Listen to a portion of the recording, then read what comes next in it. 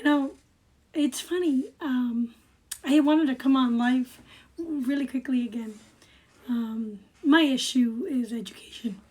I am a homeschool mom, and I believe in my fundamental right. I have the fundamental right given to me by God to raise my child in the way they should go. Public education has been destroyed by the NEA. The NEA has been around for 140 years. And initially, they started out as a professional organization, and they were legit, and they did very many good things. However, in 1975, Carter added the Department of Education, the Federal Department of Education. And ever since then, our education has been on a spiral decline. So this is what happened in education and why our country is illiterate. Okay, our country, in the very beginning, if you read Alexander Tocqueville, okay, in it, he says that it is so bizarre how America is. These Americans are all moral and literate. And that the difference between the Western Europe countries and America is that the people are moral. And morality was high. Well, guess what happened around the turn of the 20th century? The NEA happened. The progressive movement happened. And since that happened, we have the progressive movement turned back time and re-enslaved our black people. For 40 years, black people lived from 1885 to 1950. Black people went backwards and were discriminated against, and there was segregation. It was a progressive movement. Admit it, progressives. It was your movement, and it was the Democrats who moved this. Yes, I am not going to say that the Republicans are any different.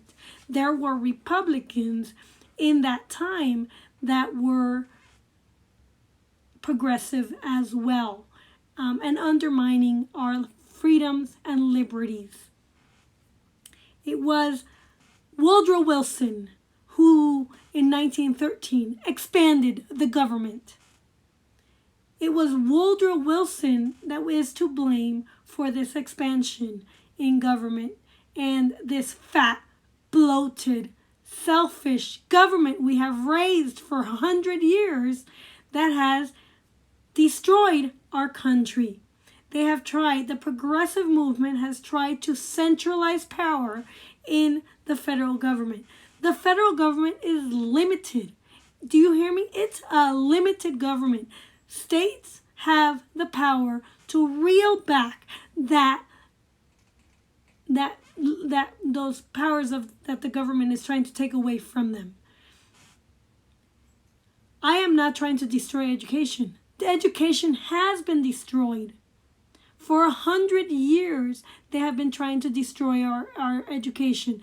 Their first goal was to end our moral roots, and they did that effectively. For today, we graduate immoral students. Second, they tried to dumb us down. And I am the first to tell you that it took me 30 years to cure that lack of education that they provided, that public schools provided us. So they dumbed us down, they made us immoral, and they made us illiterate. So the vast majority of Americans today don't know the Constitution. The vast majority of Americans today don't know their history. The vast majority of Americans today don't know the Bill of Rights, the Declaration of Independence. They can't read well enough. Anyways,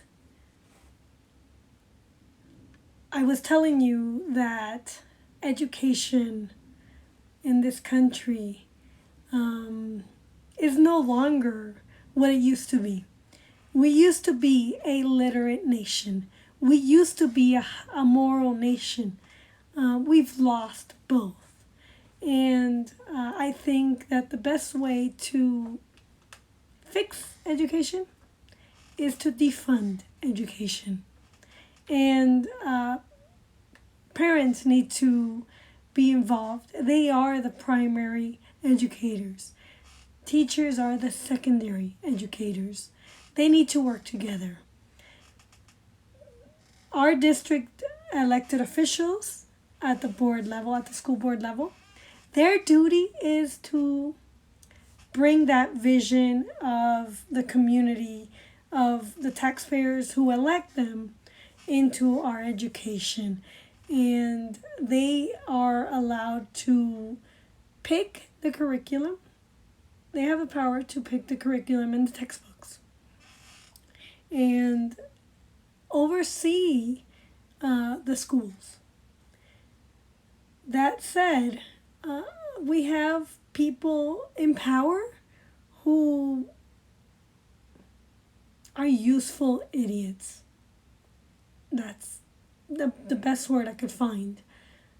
And they are not doing what we, the taxpayers, want. They're not doing what the teachers want. They're doing what the teachers' union wants. And the teachers' union has no power in our system. They are a collective group. And while they might have money, they have no say in our education system. They can suggest, and that's it. The parents have a say. The parents have the fundamental right to raise their children in the way they should go.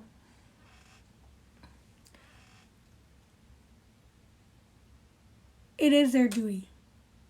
And if a school does not meet their expectations, parents have the right to sue their schools and teachers for not meeting that expectation, for breaching their contract. Parents represent their children. The board does not represent the children.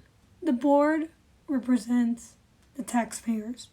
And while some taxpayers are teachers, not all taxpayers are teachers. And while some taxpayers are parents, not all taxpayers are parents.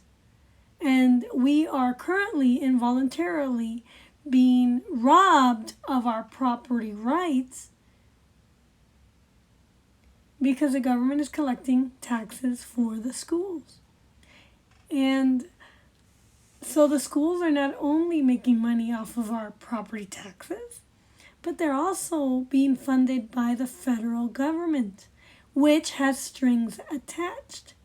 And the federal government is the NEA.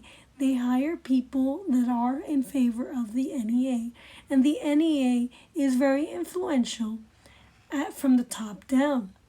And I don't agree that education should be centralized at the national level. Every state is unique. Every state has a different culture. And the people and the federal government has no connection to the people at the bottom, at the local level. So in order for education to change, we need to bring it back and reel that power to the local level. And I strongly am in favor of schools providing a basic education. A basic education means that they will provide reading, writing, and arithmetic. And they will make sure that every student is literate by the time they leave school. Their duty is not to moralize us. Their duty is not to indoctrinate us. Their duty is not to censure history, which is what they're doing. CRT is an indoctrination. And even though Tay Anderson says, we're not doing CRT, we're not doing CRT, then what are you doing? Oh, we're doing equity. What's equity? Equal outcome. We're an equal opportunity country. Each one of us, if you're literate, has an equal chance to succeed in life. It is not the government's job to tell parents, to tell students what sex education is.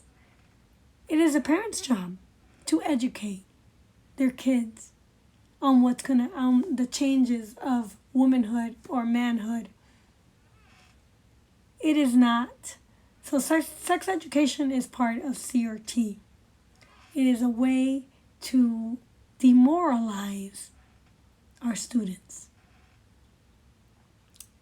That said, I believe in the entire Bill of Rights, from the 1st to the 10th Amendment. Those are our inalienable rights that government may not interfere.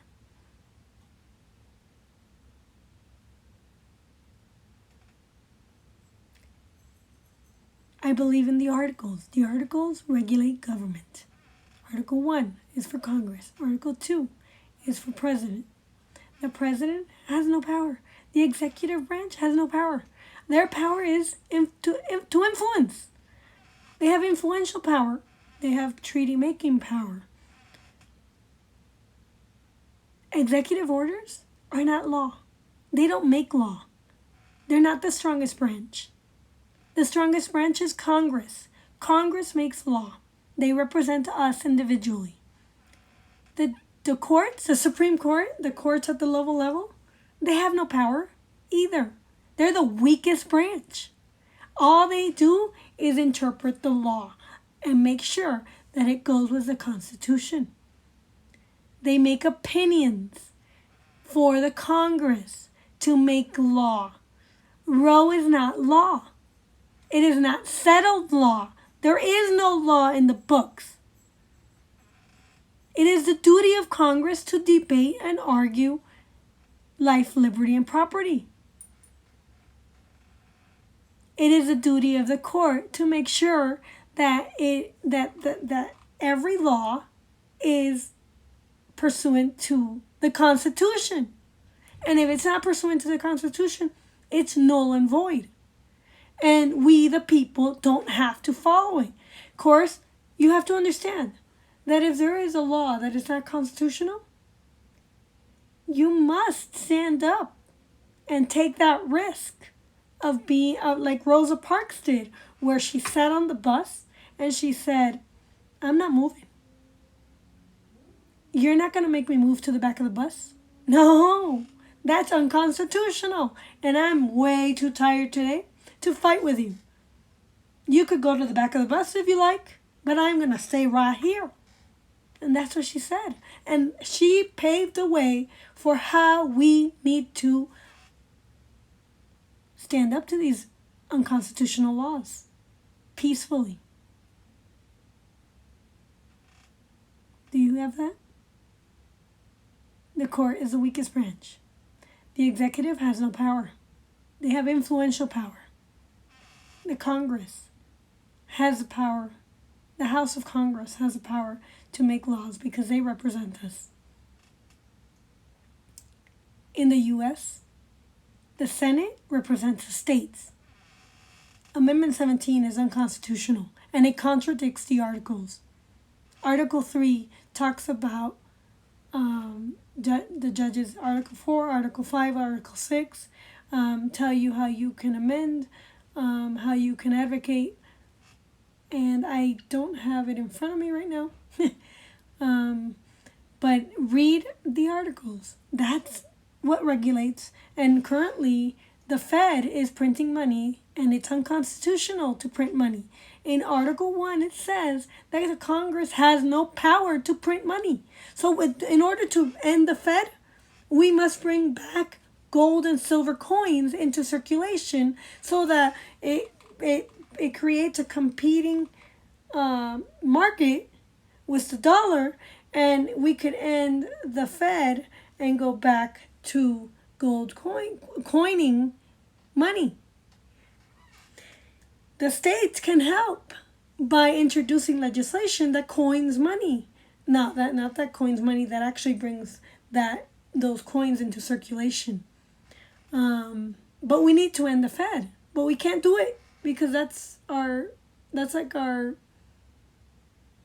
heart. Anyways, thank you very much. And I look forward to running against Meg, and I hope you vote for me. I am My roots are Cuban. I'm a Hispanic. I'm feisty. I'm energetic. I will make sure and debate each issue. Thank you.